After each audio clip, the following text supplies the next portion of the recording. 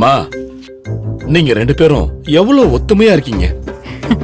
உங்க ஒத்துமையால இந்த வீட்டுல இருக்கிற எல்லா பிரச்சனையும் தீர்ந்துடணும்னு அந்த ஆண்டவங்கிட்ட நான் வேண்டிக்கிறேமா. இந்த பாருங்க, அடுத்த ஜென்மம்னு ஒண்ணு இருந்தா நீங்க நிஜமாவே ஒரே வீட்டுல அக்கா தங்கையா பிறக்கணும்.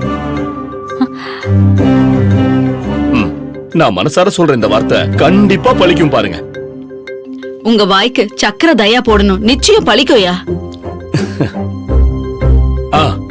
சத்யா, காசிக்கு போயிட்டு வந்ததுக்கு அப்புறம் ஒரு விஷயம் கேள்விப்பட்டமா. அபி தேவிய உன் கூட பேசக்கூடாதுன்னு சொல்றானா. அர்ஜுன் உன்ன தேவி கூட பேசக்கூடாதுன்னு சொல்றானா. உங்க ரெண்டு பேரையும் ஒன்னா சேர்ந்து பார்க்கவே கூடாதுன்னு செல்வநாயகி சொல்றாளாம். இந்த நெருப்ப சில பேர் விசிறி விட்டுக்கிட்டு இருக்காங்களாம். என்னம்மா இதெல்லாம்? இது என்ன வீடா இல்ல போர்க்களமா? எல்லார் வீட்லயும் மருமகளுக்குள்ள போட்டுக்கிற சண்டை தான் பிரச்சனையே.